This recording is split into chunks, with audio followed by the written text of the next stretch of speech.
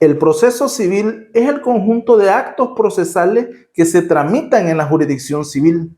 Hoy vengo a hablarte de la audiencia inicial en el proceso civil ordinario.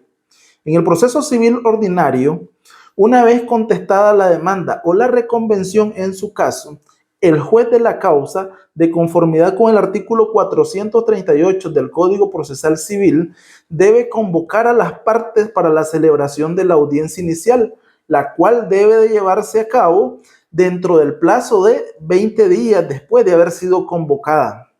¿Pero qué es una audiencia? Es el instrumento fundamental del proceso oral que hace posible la aplicación de los principios de la oralidad, porque las audiencias son orales, del principio de inmediación, porque el juez es el que preside y dirige la celebración de la audiencia, el principio de concentración, porque el juez escucha directamente la posición jurídica de cada una de las partes y resuelve sus pretensiones. El principio de celeridad, porque en esa misma audiencia el juez resuelve las pretensiones de las partes.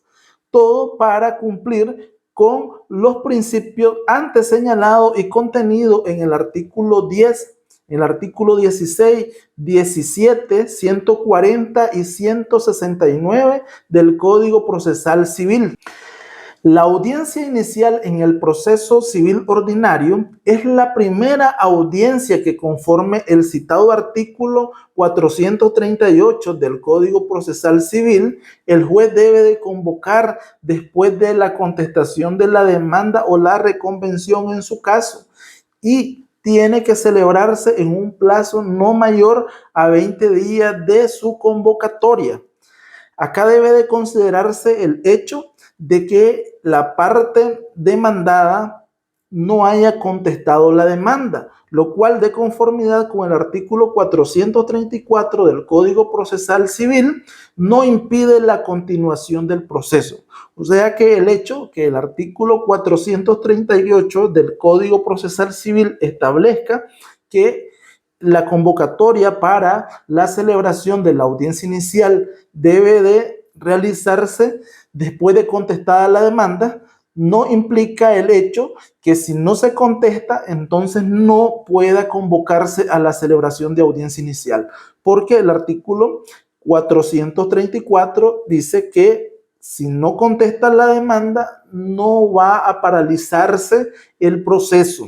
Como todas las audiencias, también la audiencia inicial tiene sus propias finalidades, las cuales encontramos contenidas a partir del artículo 441 al artículo 459 del Código Procesal Civil, y entre las cuales podemos identificar las siguientes: instar a las partes a un arreglo, sanear los defectos procesales, fijar los puntos controvertidos, fijar el objeto de la prueba,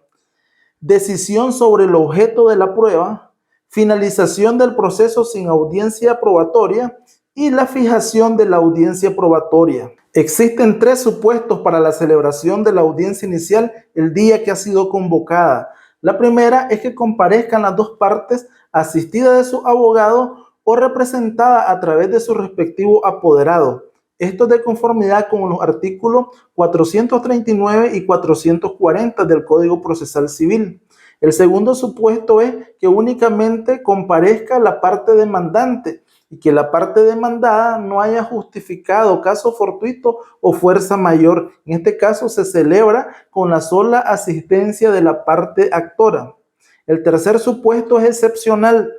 y es cuando comparece únicamente la parte demandada, quien deberá acreditar interés legítimo para la celebración de la audiencia inicial. Y vamos a poner 2 ejemplos que puede caber para que se cumpla con esa excepcionalidad. Y es el caso en que la parte demandada haya opuesto una excepción que tenga que ver con la representación o capacidad del demandante, o que tenga que ver con la extinción o prescripción de la acción que ha promovido la parte actora. Consecuentemente, es de la conveniencia e interés legítimo de la parte demandada continuar con la tramitación del proceso con el fin de conseguir la resolución que impida la continuación futura de un nuevo proceso relacionado con el tema del caso en cuestión. La audiencia inicial con la presencia de las dos partes procesales se desarrolla de la siguiente manera. Primero, el juez verifica la presencia de las partes y procede a su identificación.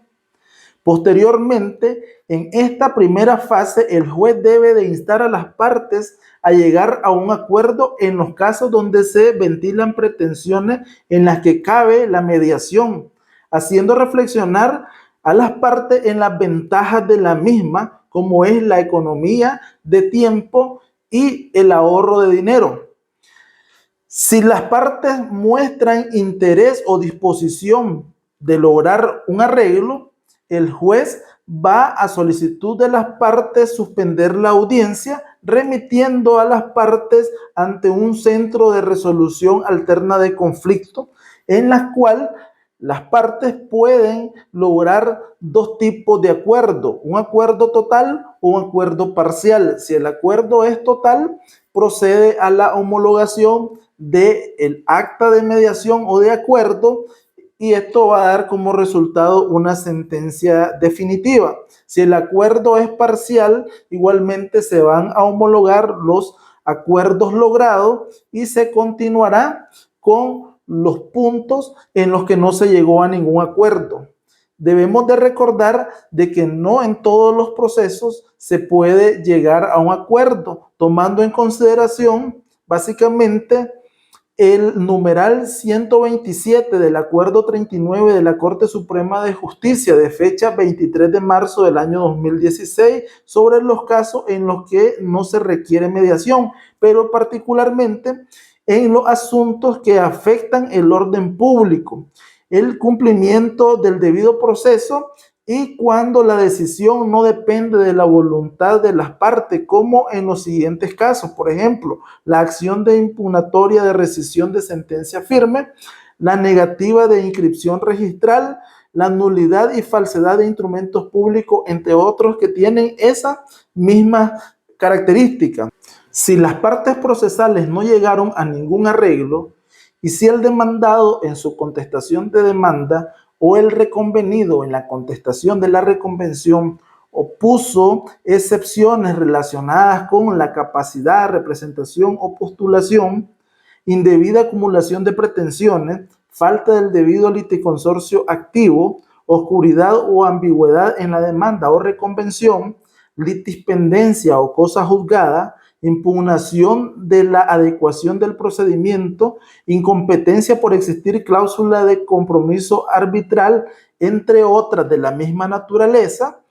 entonces el juez, considerando que las excepciones difieren o suspenden el curso del proceso y que procuran corregir errores y procedimientos, procurando la tutela judicial efectiva,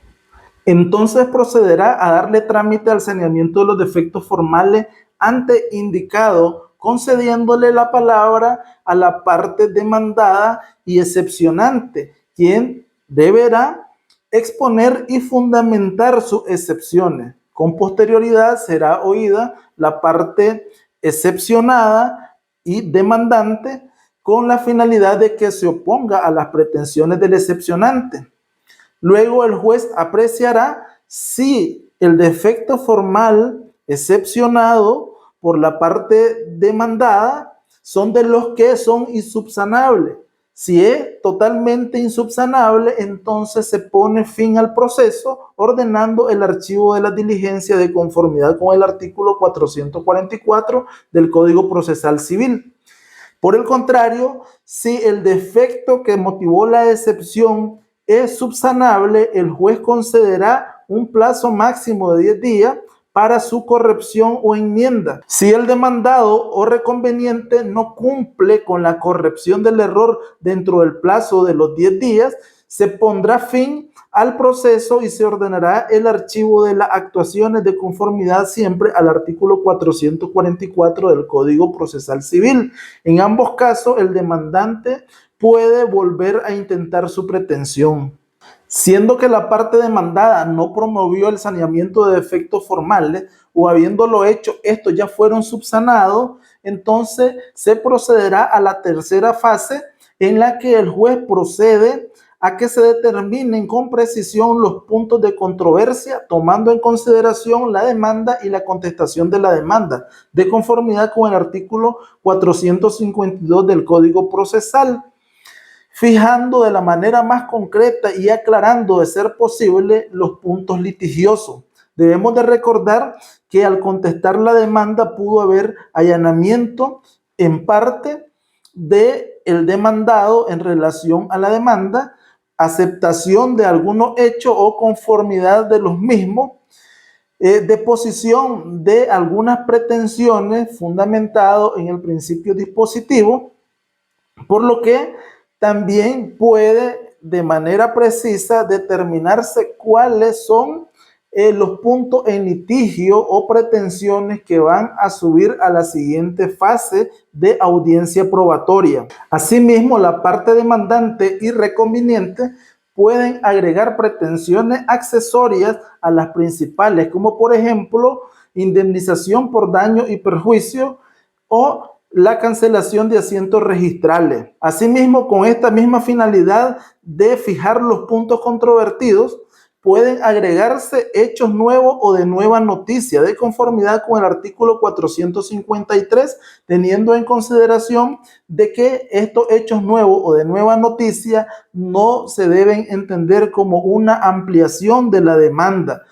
Estos hechos nuevos solamente vienen a garantizar la eficacia de las pretensiones buscadas y no en ningún momento pueden estas llegar a conformar nuevas pretensiones. Luego que se han fijado los puntos controvertidos en los que incluso se pudo haber agregado pretensiones accesorias,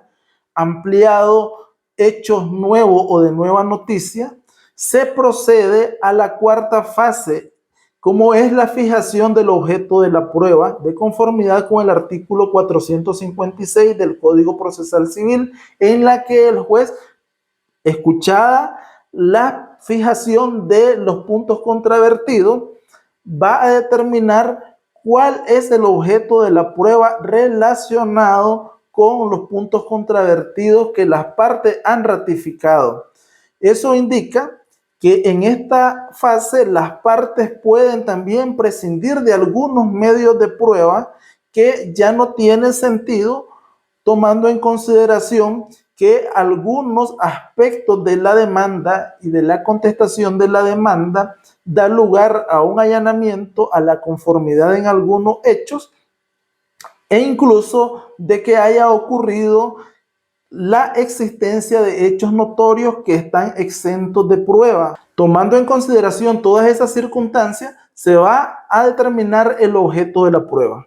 Y luego que se ha determinado el objeto de la prueba, se procede a la quinta fase, en la que el juez va a determinar con precisión los medios de prueba que serán admitidos para ser evacuados en la audiencia probatoria, de conformidad con los artículos 457 del Código Procesal Civil, y teniendo como fundamento para la admisión de esos medios de prueba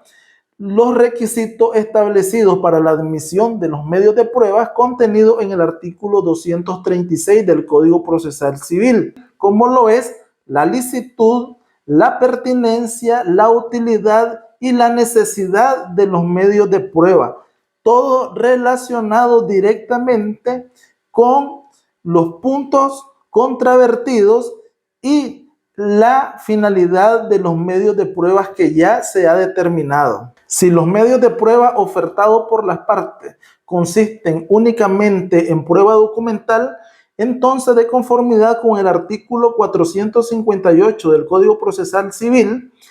se va a finalizar el proceso sin audiencia probatoria, por lo que el juez determinará esa circunstancia, pudiendo en ese acto dictar el fallo y reservarse el derecho de los 10 días contenido en el artículo 470 del Código Procesal Civil para dictar la sentencia escrita debidamente fundamentado. Caso contrario, en el que las partes procesales han aportado variedad de medios de prueba, entonces estamos en presencia de un juicio de hecho, en el que de conformidad con el artículo 459 del Código Procesal Civil, el juez de la causa debe de proceder a la fijación de la audiencia probatoria. Audiencia probatoria que debe celebrarse a más tardar dentro de los 20 días posteriores a la celebración de la audiencia inicial y en la que las partes deben de coordinar